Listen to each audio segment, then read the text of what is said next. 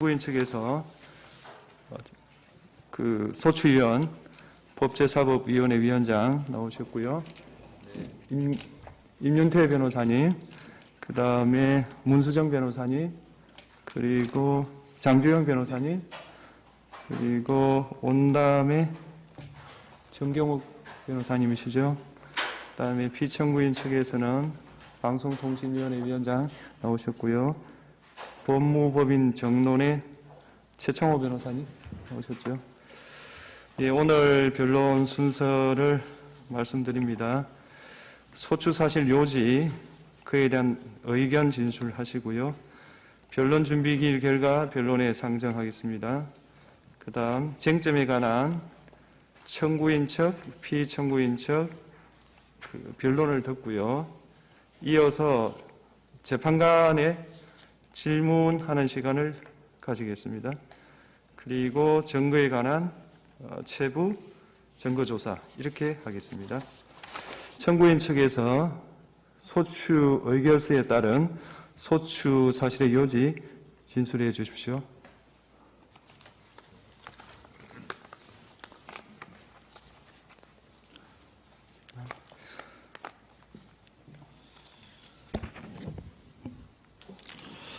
정동훈 헌법재판소 재판관님, 안녕하십니까. 국회 탄핵소추위원 법제사법위원장 정청래입니다.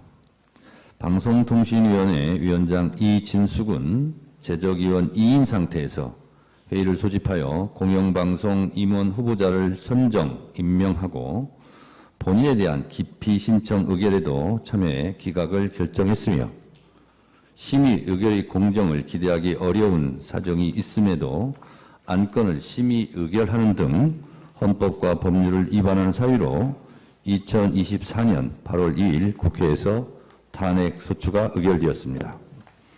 방송통신위원회 설치 및 운영에 관한 법률은 2008년 2월 29일 제정 당시 제가 법안소위위원으로 직접 법률안 제정에 능동적으로 적극적으로 참여한 바 있습니다. 방송통신위원회 설치법 제13조 2항에 보면 위원회의 회의는 제적위원 과반수의 찬성으로 의결한다고 되어 있습니다. 5명의 제적위원 과반수에 미치지 못하는 2명만으로 의결한 것은 불법 의결, 불법 행위입니다. 민주주의 보편적 의사결정은 대개의 경우 과반수의 찬성으로 의결하는 다수결 제도를 채택하고 있고 헌법에서도 국회의 의사결정은 다수결로 하라라고 되어 있습니다. 행정부의 독임제 기구가 아닌 합의제 기구인 방통위의 의사결정은 더욱 엄격해야 합니다. 따라서 대통령이 임명한 2인으로 방통위 의사결정을 한 행위는 명백히 방통위법 위반이고 이를 감행한 이진숙 방통위원장에 대한 국회의 탄핵은 정당합니다. 헌법재판소에서 현명한 판단을 해 주시리라 믿고 말씀드립니다.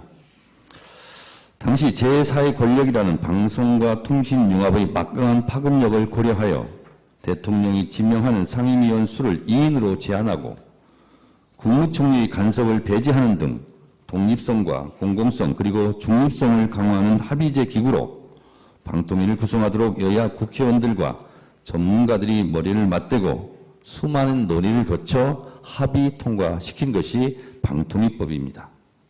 특히 방통위법 제5조는 위원 5인 중 위원장을 포함한 2인은 대통령이 지명하고 3인은 국회의 추천을 받아 제1항에 따른 임명을 한다고 규정하고 있습니다. 법에는 명시되어 있지 않지만 당시 회의록에 보면 부위원장은 대통령이 속하지 않는 정당, 즉 야당이 맡는다라고 되어 있습니다.